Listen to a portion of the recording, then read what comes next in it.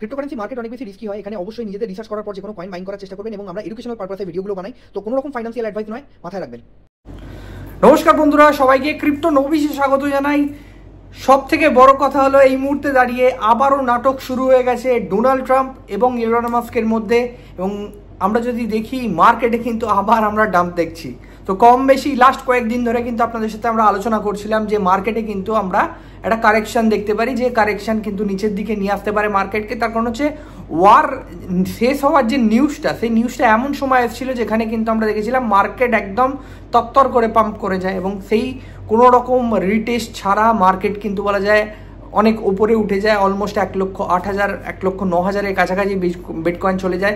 এবং তারপরে যদি আমরা দেখি মার্কেট কিন্তু বলা যায় কারেকশন যেটা সেটা কিন্তু হওয়ারই ছিল, এবং আমরা কিন্তু বারবার আপনাদের জানানোর চেষ্টা করছিলাম $1,04,000-5,000 আশেপাশে কিন্তু বিটকয়েন আসতে পারে। বর্তমানে চলছে আমরা বলতে পারি $1,06,400 আশেপাশে, এখানে কিন্তু বিটকয়েনের একটা সাপোর্ট আছে। তো স্বাভাবিকভাবে এখান থেকে উপরে যাবে, আবার নিচে আসবে, নাকি নিচে চলে যাবে, এটা কিন্তু বলা ডিফিকাল্ট। কিন্তু আলটিমেট দাঁড়িয়ে যদি আপনি দেখেন সেক্ষেত্রে কিন্তু মার্কেটের এখনো অবধি যদি আমরা সিচুয়েশন বলি তাহলে বুঝতে পারবো যে অলমোস্ট আমরা যদি দেখি মার্কেট কিন্তু একটা সাপোর্ট নেওয়ার চেষ্টা করছে এবং এখান থেকে কিছুটা বাউন্স করার চেষ্টা করবে। এবং এর মাঝখানেই কিন্তু বলা যায় যে নিউজটা এসছে সেটা হচ্ছে ইলন মাস্ক এবং ডোনাল্ড ট্রাম্প। তো ইলন মাস্ক এবং ডোনাল্ড ট্রাম্পের মধ্যে কিন্তু ঝামেলা আবারও শুরু হয়ে গেছে। পর্ব দ্বিতীয়, যেমনটা আমি থাম্বনেলে দিয়েছি আপনাদের, কারণ হচ্ছে প্রথম পর্ব কিছুদিন আগেই ঘটে গেছে, আপনারা জানেন, যেখানে কিন্তু সোশ্যাল মিডিয়াতে তারা একে অপরকে কিন্তু বলা যায় টিজ করছিলেন বা একে অপরকে কিন্তু বলা যায় দোষারোপ করছিলেন। আবারও কিন্তু সেই সিলসিলা শুরু হয়ে গেছে, এবং অলমোস্ট যদি আমরা দেখি সেক্ষেত্রে কিন্তু ট্রাম্প আজকে টুইট করেছে তার যে ট্রুথ সোশ্যাল, সেখানে কিন্তু পরিষ্কার জানাচ্ছেন যে ইভিতে, অর্থাৎ ইভি সেক্টর যেখানে কিন্তু টেসলার যে কার তৈরি হয় সেই সেক্টরে সরকার যে ভর্তুকি দেয় সেই ভর্তুকি কিন্তু ট্রাম্প সরকার তুলে দিতে চাইছে। তো সেটা ঠিক না ভুল সেটা অন্য প্রসঙ্গ, কিন্তু আলটিমেট তিনি বলতে চাইছেন এটা ইলন মাস্ক খুব ভালো করেই জানতো এবং এই প্ল্যানটা কিন্তু তাদের অংশ ছিল। তো এখন কিন্তু ইলন মাস্ক অন্য বলছেন এই জিনিস আসছে, এবং তার সাথে সাথে আপনি যদি দেখেন কান্ট্রির গ্রোথের জন্য তিনি ডেমোক্র্যাটসকে দায়ী করছেন, এবং তার সাথে সাথে বলছেন আমেরিকাকে ডিস্ট্রয় করে দিতে পারে ডেমোক্র্যাটস, এইরকম মন্তব্য কিন্তু তিনি করছেন। এবং সরাসরি ইলন মাস্ককে কিন্তু বলা যায় তিনি টার্গেট করেছেন। তার কারণ হচ্ছে ইভিতে যে সাবসিডি সেটা তুলে দেবে যেহেতু বলছেন, আলটিমেট তাহলে টেসলার যে শেয়ার সেটাতে কিন্তু অনেক বেশি ক্র্যাশ করবে, এবং টেসলার শেয়ারে যদি ক্র্যাশ করে সেক্ষেত্রে কিন্তু ইউএস স্টক মার্কেট নিচের দিকে যাবে। ইউএস স্টক মার্কেট নিচের দিকে গেলে বিটকয়েনও কিন্তু সাথে সাথে নিচের দিকে আসবে। আশা করি এই জিনিসগুলো আপনারা বুঝতে পারছেন, এবং সঠিক তথ্য এবং সঠিক অ্যানালিসিস আপনাদের সামনে তুলে ধরার চেষ্টা করি অলওয়েজ। এবং সব থেকে বড় কথা হলো মার্কেটকে এত সুন্দরভাবে বাংলায় আপনাকে কিন্তু বোঝাতে একমাত্র ক্রিপ্টো বার্তা সহজ করে আপনাদের কাছে নিয়ে আসে। তো স্বাভাবিকভাবেই টেলিগ্রাম অবশ্যই জয়েন করুন, ক্রিপ্টো বার্তা অফিসিয়াল, ক্রিপ্টো বার্তা বাংলা, এবং চ্যানেল অবশ্যই সাবস্ক্রাইব করুন। তার কারণ হচ্ছে অত্যন্ত সহজ সরলভাবে মার্কেটকে আপনাদের কাছে উপস্থাপনা করাই হচ্ছে আমার মূল কাজ। নেক্সট যে ব্যাপারটা আমরা আসবো সেটা হচ্ছে আমরা যদি দেখি অল্টস কয়েনের অবস্থা, সেক্ষেত্রে কিন্তু স্টিল সেম জায়গায় আমরা বলতে পারি, কোনো রকম মুভমেন্ট কিন্তু খুব বড় কিছু নেই, এবং মার্কেটে কিন্তু চলছে চপি মুভমেন্ট। যারা এই মুহূর্তে দাঁড়িয়ে লাস্ট কয়েকদিন ধরে শর্ট করেছেন তারা কিন্তু যথেষ্ট ভালো প্রফিট করেছেন। ইভেন আমাদের যে ভিআইপি আছে সেখানে কিন্তু আমরা ফ্রিতে আপনাদের নিচ্ছি, কোনো রকম কোনো টাকা পয়সার ব্যাপার নেই। তো আপনারা যদি ক্রাইটেরিয়া ফুলফিল করে আপনারা ইজিলি চলে আসেন সেক্ষেত্রে কিন্তু ইজিলি আপনারা কাজ করতে পারেন। নেক্সট যে ব্যাপারটা আলোচনা করার চেষ্টা করব সেটা হচ্ছে যদি ফিউচার ট্রেডিংয়ে ইন্টারেস্টেড হন তবেই, আদারওয়াইজ কিন্তু নয়। এবং দীর্ঘ সময় আমরা স্পটে কিন্তু বলা যায় যে কয়েনগুলোকে হোল্ড করে আসি সেগুলোকে কিন্তু স্টিল আজকের দিনে দাঁড়িয়েও কিন্তু আমাদের হোল্ড করতে হচ্ছে। ডেইলি বেসিসে যদি আমরা একটা কিছু জেনারেট করতে পারি সেক্ষেত্রে কিন্তু সেই চেষ্টাই কিন্তু আপনাদের, এবং প্রত্যেকে কিন্তু শিখে কাজ করার চেষ্টা করছে, এটা হচ্ছে সব থেকে বড় কথা। তো যেহেতু শিখে কাজ করার চেষ্টা করছে এবং আমি চেষ্টা করছি আপনাদের যথেষ্ট সম্ভব হেল্প করা যায়, সেক্ষেত্রে কিন্তু আপনারা যথেষ্ট ভালো জায়গা তৈরি করতে পারেন নিজেদেরকে দিয়ে, এবং অবশ্যই আপনার চেষ্টাও থাকতে হবে, সব কিন্তু গুলে খাওয়ানো সম্ভব নয়।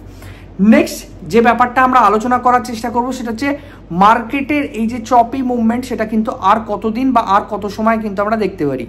তো এই যে কোশ্চেনটা কিন্তু দীর্ঘ সময় ধরে কিন্তু আমরা মার্কেটে দেখতে পাচ্ছি। তার কারণ হচ্ছে মার্কেটে পজিটিভ নিউজ আসা সত্ত্বেও মার্কেট অনেক সময় পাম্প করছে না, অনেক সময় কিন্তু আমরা দেখছি মার্কেটে পজিটিভ নিউজ কিছু নেই তা সত্ত্বেও কিন্তু মার্কেট পাম্প করে যাচ্ছে।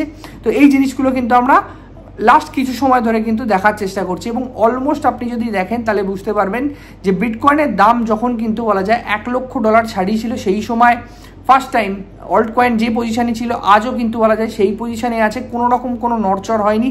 এবং সব থেকে বড় কথা আমরা যদি দেখি সেক্ষেত্রে কিন্তু বুঝতে পারবো যে ট্রাম্প জানিয়েছে যে মোটামুটি কম বেশি সরকারি সাহায্য ছাড়া যে ইলন মাস্কের যে কোম্পানি সেটা কিন্তু বলা যায় একেবারেই মোটামুটি খুব একটা বেশি এগোতে পারে না।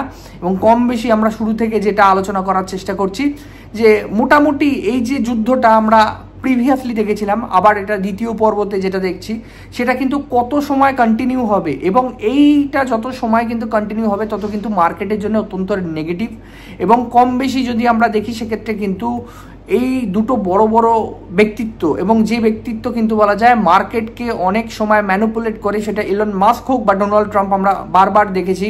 এবং তার সাথে সাথে আমরা যদি দেখি এই কয়েকদিন আগে যুদ্ধের যে নিউজ, যুদ্ধের যে জায়গা সেটা কিন্তু তৈরি করা ছিল টোটালি কিন্তু মার্কেটকে ম্যানিপুলেট করার কিন্তু অনেক বড় জায়গা কিন্তু তৈরি হয়েছিল।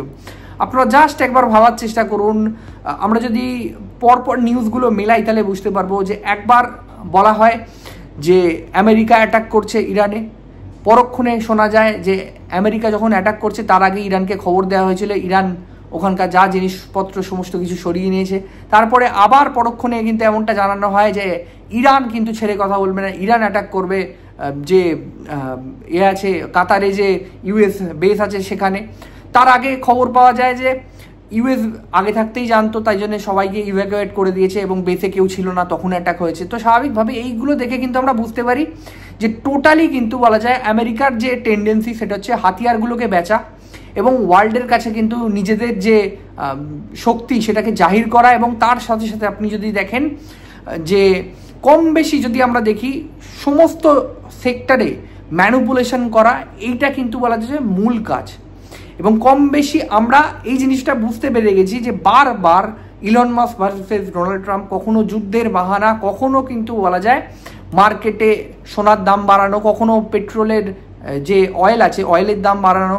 তো এই জিনিসগুলোকে করে বলে কয়ে কিন্তু মার্কেটকে অনেক বেশি ম্যানিপুলেট করা অনেক ইজি হয়ে গেছে ডোনাল্ড ট্রাম্পের জামানায়, সেটা কিন্তু আমরা খুব ভালো করে বুঝতে পারছি। তো স্বাভাবিকভাবে এই জিনিসগুলো আস্তে আস্তে কিন্তু শর্ট আউট হয়ে যাবে।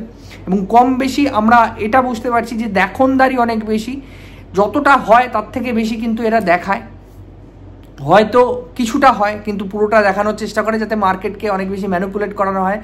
আলটিমেট গিয়ে আপনি যদি দেখেন যে কোনোভাবেই কিন্তু আমরা বলতে পারি না যে 100% এই জিনিসগুলো দীর্ঘস্থায়ী, কারণ আস্তে আস্তে কিন্তু এই জিনিসগুলো শর্ট হয়, আবার নতুন জিনিস মার্কেটে নিয়ে আসে। তো সেই জিনিসটাই কিন্তু হচ্ছে আপনি যদি দেখেন জেরম পাওয়েলকে টানা সব সময় কিন্তু বলা যায় ট্রাম্প গালি দিয়েছেন, কিন্তু তাকে সরানোর জন্য কি জায়গা করেছেন, মানে কি ডিসিশন নিয়েছেন, আলটিমেট চেষ্টা করেছেন কি? চেষ্টা কিন্তু করেননি। তার কারণটা কি? তার কারণ হচ্ছে এখনো পর্যন্ত যদি আমরা দেখি সেক্ষেত্রে কিন্তু বলা যায় কিছুটা মিউচুয়াল আন্ডারস্ট্যান্ডিংয়ের মধ্যেই কিন্তু চলছে। এবং ট্রাম্প কিন্তু চাইছেন তিনি নিজেকে ভালো দেখাতে, কিন্তু আলটিমেট দেখাচ্ছেন যে জেরম পাওয়েল হয়তো কিছুই করতে দিচ্ছে না। তো এই যে জায়গাগুলো, এই জায়গাগুলোকে কিন্তু বোঝার চেষ্টা করতে হবে। মার্কেট কিন্তু আমাদের অনেক বেশি ম্যানিপুলেশনে রাখে। যখন মার্কেট পাম্প হচ্ছে তখন কিন্তু আমরা বোঝার চেষ্টা করছি যে মার্কেট পাম্প হচ্ছে এটা রিয়েল পাম্প নাকি ফেক পাম্প।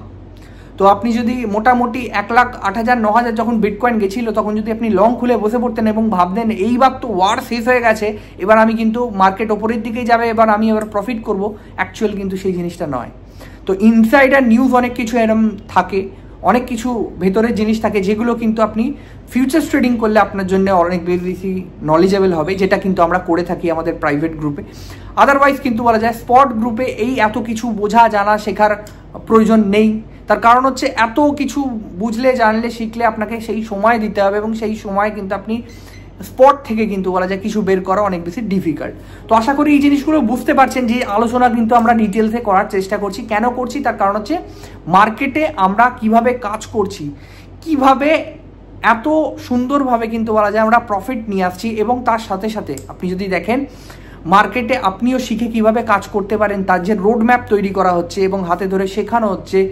তো সেই জিনিসগুলোকে কিন্তু আপনাদের কাছে ইলাবোরেট করা এবং আপনাদেরকে দেখানো, বোঝানো, শেখানো। তো আশা করি এই জিনিসগুলো বুঝতে পেরেছেন। ধন্যবাদ সবাইকে ভিডিওটা দেখার জন্য। অবশ্যই চ্যানেল সাবস্ক্রাইব করুন, ভিডিওকে লাইক করুন, পাশাপাশি টেলিগ্রাম অবশ্যই জয়েন করুন, সেখানে কিন্তু ডিটেলস পেয়ে যাবেন আপনারা। ধন্যবাদ সবাইকে। ক্রিপ্টোকারেন্সি মার্কেট অনেক বেশি রিস্কি হয়, এখানে অবশ্যই নিজেদের রিসার্চ করার পর যে কোনো কয়েন বাইং করার চেষ্টা করবেন এবং আমরা এডুকেশনাল পারপাসে ভিডিওগুলো বানাই। তো কোনো রকম ফাইন্যান্সিয়াল অ্যাডভাইস নয়, মাথায় রাখবেন।